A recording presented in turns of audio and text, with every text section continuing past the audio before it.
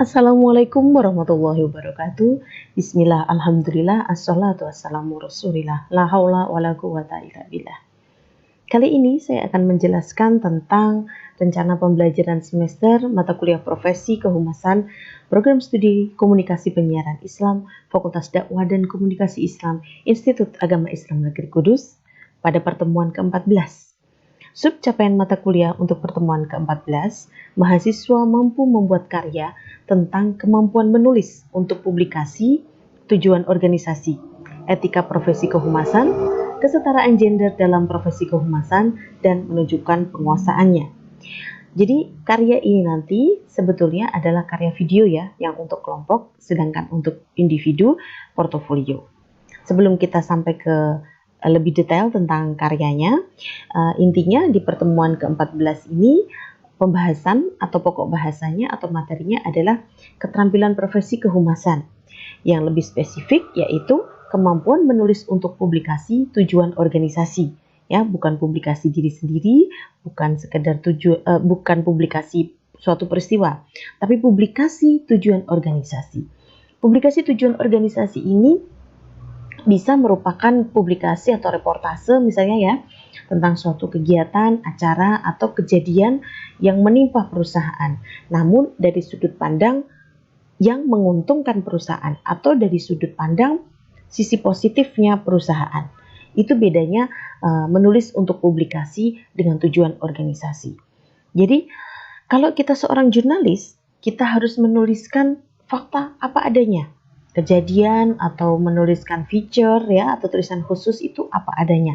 Tapi kalau menulis untuk publikasi tujuan organisasi, kita bukan membohongi publik ya, bukan membohongi publik sekali lagi, atau bukan menutupi apa yang terjadi.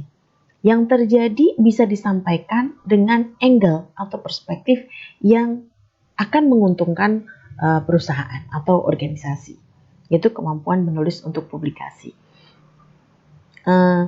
Kemudian sebelum saya sampai ke ini tentang pembahasan yang berikutnya ya, saya sampaikan dulu tentang indikator penilaiannya.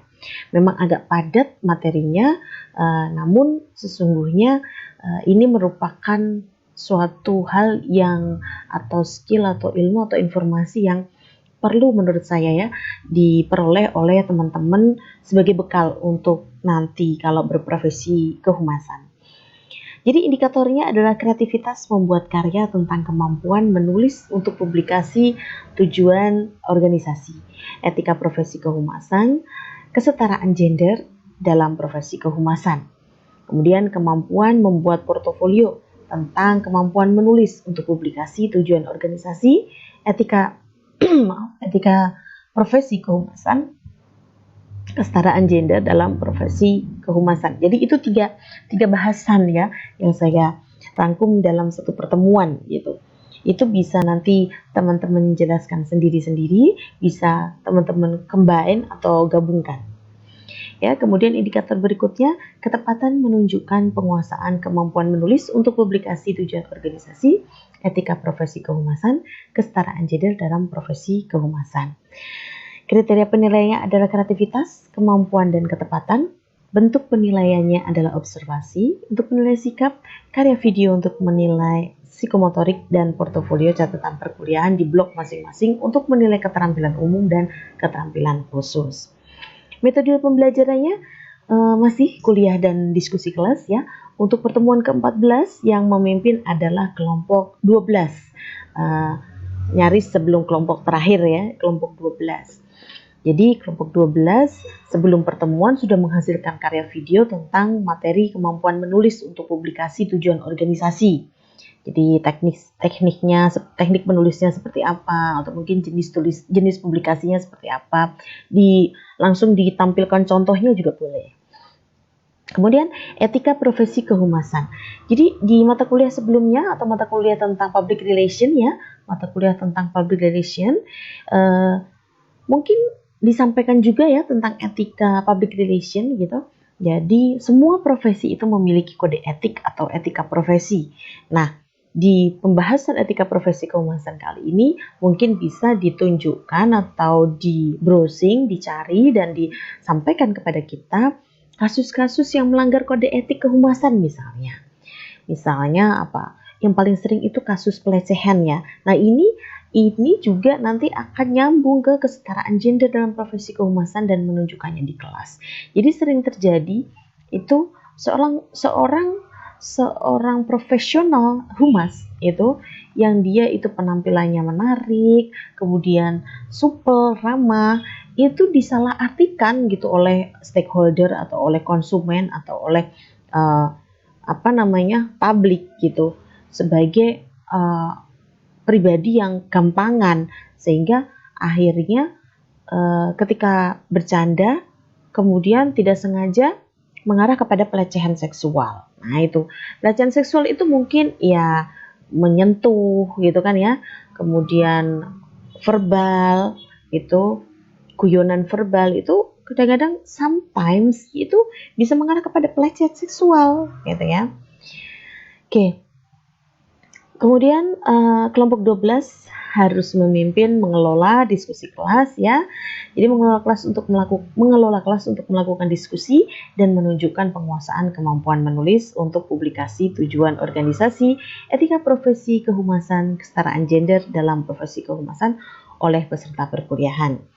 Tugas individunya semua peserta perkuliahan ya, kecuali presenter, karena presenter nanti yang diupload di portofolio mereka masing-masing di akun tugas, di menu tugas virtual kelasnya itu adalah rekap diskusinya. Lah, yang bukan presenter itu menghasilkan portofolio catatan perkuliahan yang menunjukkan penguasaan, kemampuan menulis untuk publikasi tujuan organisasi, etika profesi kehumasan, kesetaraan gender dalam profesi kehumasan di blog masing-masing, mengunggah URL-nya di Vclass, share di WhatsApp group dan email dosen. Itu semua adalah belajar terstruktur dan belajar mandiri, masing-masing setara dengan satu SKS-nya setara dengan 1 jam atau 60 menit.